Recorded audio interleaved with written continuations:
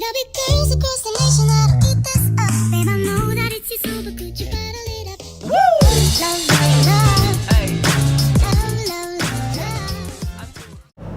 Bismillahirrahmanirrahim. Assalamualaikum warahmatullahi wabarakatuh. Terima kasih kepada Ibu Lia Susanti, MKom Teknik Informatika, yang telah memberikan tugas PTI yang akan membahas tentang database dan implikasinya. Sebelum presentasi dimulai, izinkan saya memperkenalkan beberapa anggota dari kelompok 7, yang dimana diantaranya ada saya, Bakat Febrian, lalu yang kedua ada Cornelia Violita, yang ketiga ada Wafri Arafik, yang keempat ada M. Ali Dafa. Langsung saja kita mulai presentasinya. Database dan implikasinya. Database adalah sekumpulan data yang dikelola berdasarkan ketentuan tertentu yang saling berkaitan, sehingga memudahkan dalam pengelolaannya. Dihimpun dari berbagai sumber. Secara sederhana, database atau basis data merupakan sekumpulan atau data informasi yang tersimpan secara sistematis.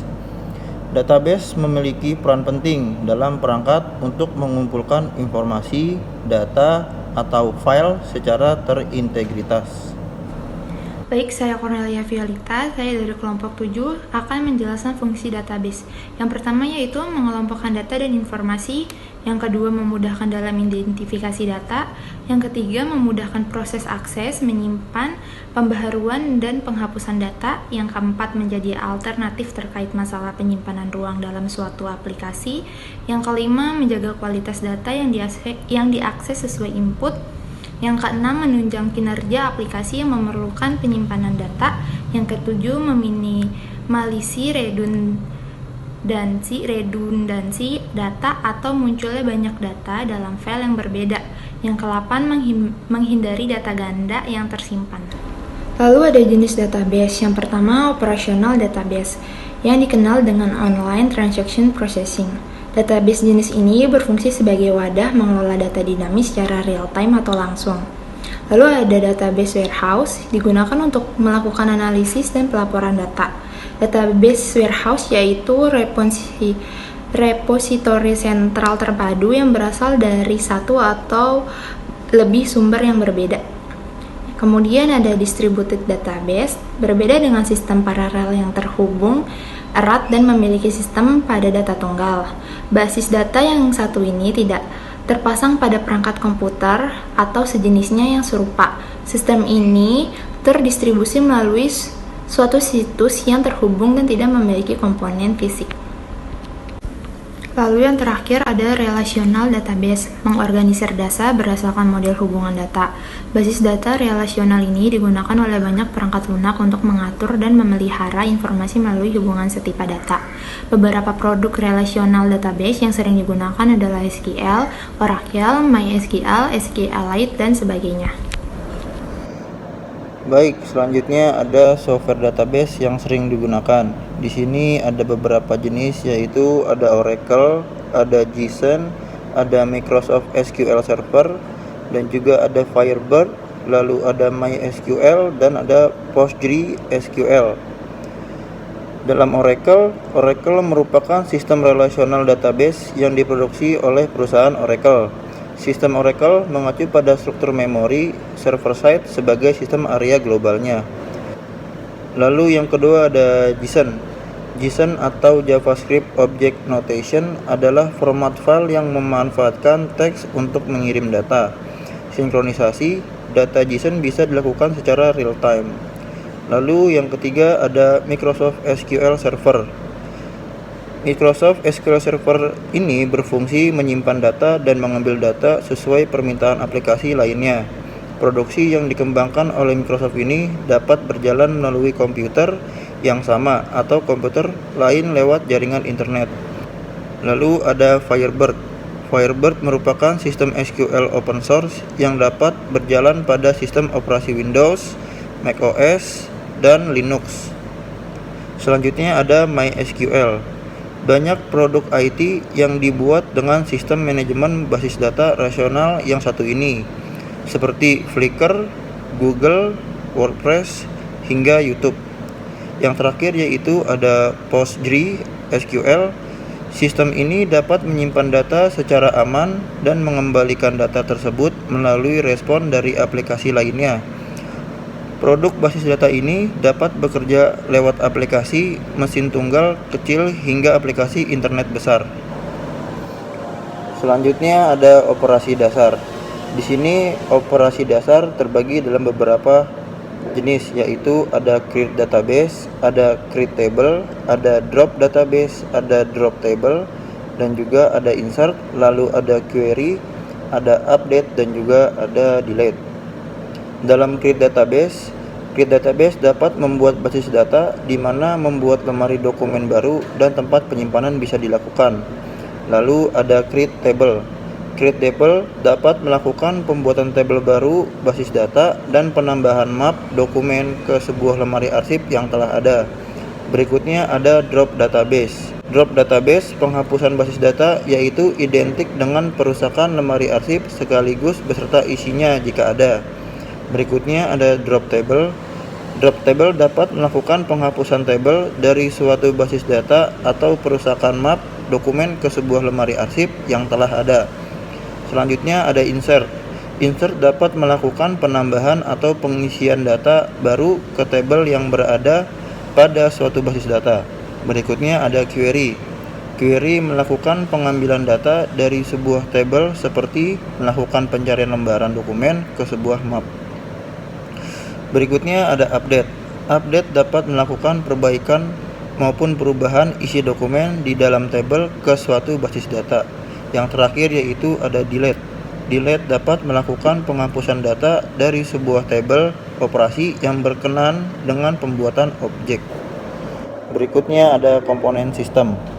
Dalam komponen sistem terbagi dalam beberapa hal, yaitu ada data, hardware, software, dan user.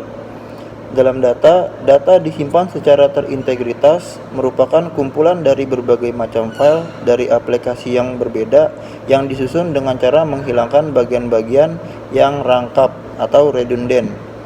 Selanjutnya ada hardware. Hardware terdiri dari semua peralatan perangkat keras komputer yang digunakan untuk pengelolaan sistem database. Berikutnya ada software. Software berfungsi sebagai perantara interface antara pemakai dengan data fisik pada database. Yang terakhir yaitu ada user. User adalah pengguna basis data yang berinteraksi secara tidak langsung dengan basis data melalui program aplikasi basis data dan DBMS. Baik, selanjutnya di sini ada istilah dalam database. Istilah dalam database terbagi menjadi 4. Yang pertama yaitu enterprise, suatu bentuk organisasi. Contohnya enterprise, sekolah, dan rumah sakit. Contoh dalam sekolah seperti database nilai. Lalu contoh pada rumah sakit seperti administrasi pasien. Yang kedua ada entitas. Entitas yaitu suatu objek yang dapat dibedakan dengan objek lainnya. Contoh database nilai entitas seperti mahasiswa dan mata pelajaran. Lalu pada database administrasi pasien di sini seperti pasien, dokter, dan obat. Lalu yang ketiga di sini ada attribute atau field, yaitu setiap entitas mempunyai atribut atau suatu sebutan. Contohnya seperti entity siswa atau field, name, nama underscore siswa, alamat, dan lain-lain. Lalu entity pada nasabah yaitu field, contohnya seperti KD underscore nasabah, nama underscore nasabah, dan lain-lain. Baik, yang keempat yaitu ada data value. Data value yaitu data aktual atau informasi yang disimpan pada tiap data elemen. Contohnya atribut nama karyawan seperti Sutrisno, Budiman, dan lain-lain. Baik, di sini ada juga kelebihan pada database. Yang pertama yaitu keakuratan atau akurasi. Yang kedua ada ketersediaan atau availability. Yang ketiga ada keamanan, bisa dibilang security. Lalu ada kecepatan dan kemudahan, bisa dibilang speed. Lalu ada pemusatan kontrol data, dan ada efisiensi ruang penyimpanan atau space.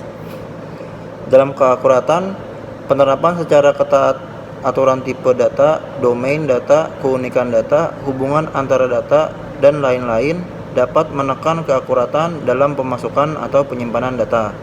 Lalu dalam ketersediaan, dengan basis data kita dapat membackup data, memilah-milah data, mana yang masih diperlukan dan mana yang perlu kita simpan ke tempat lain.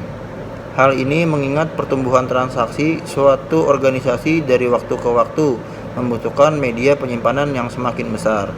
Lalu pada keamanan, kebanyakan di BMS dilengkapi dengan fasilitas manajemen.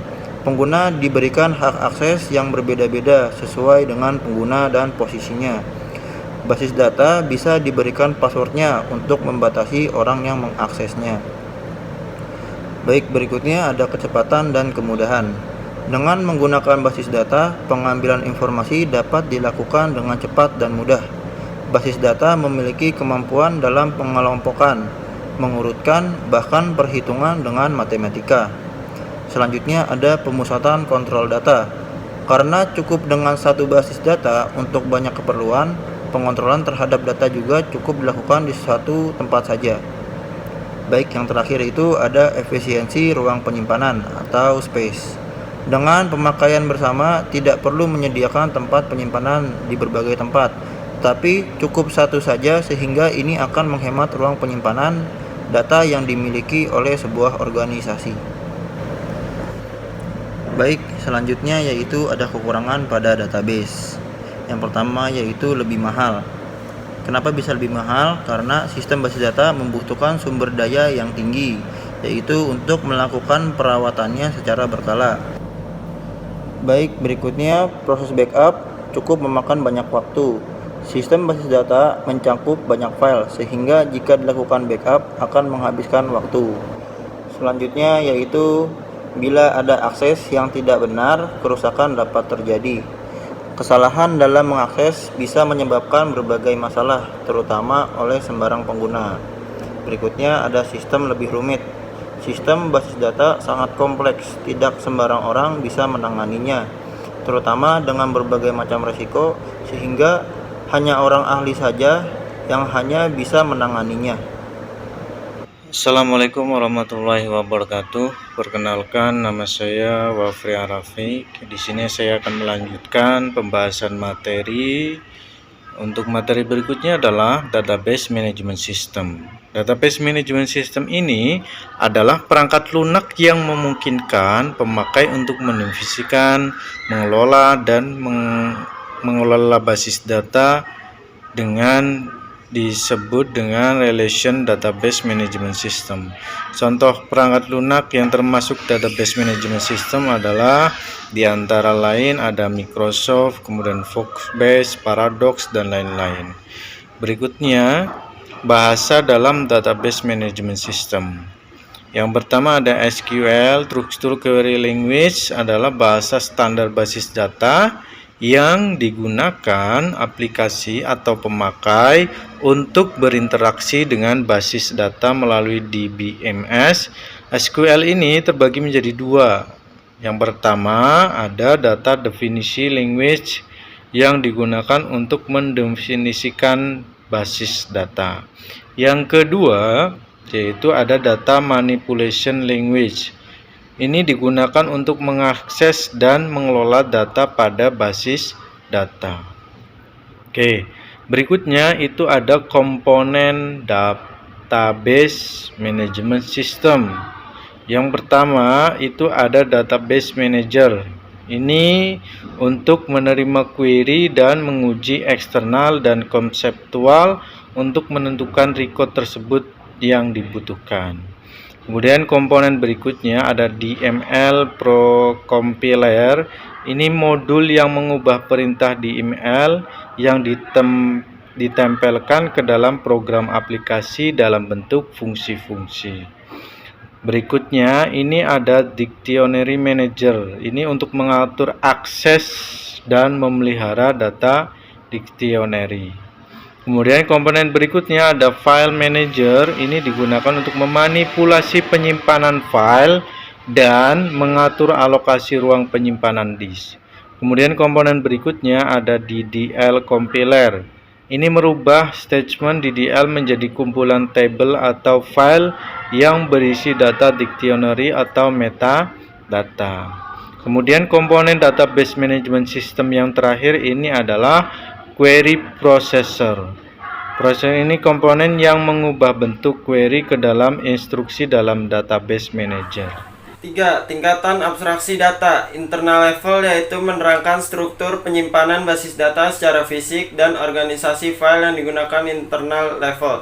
Konseptual level yang menerangkan secara menyeluruh dari basis data dengan menyembunyikan penyimpanan data secara fisik. Konseptual level.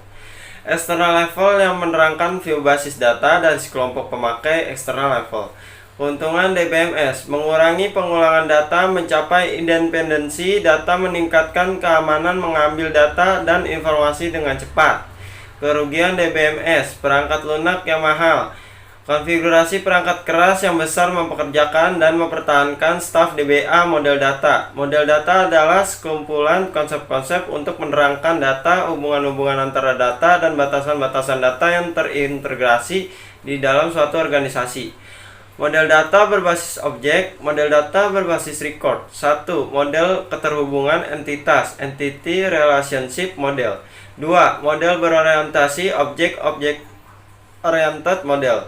3. Model data semantik, semantic data model. 4. Model data fungsional, fungsional data model. 1. Model relasional. 2. Model hierarki. 3. Model jaringan.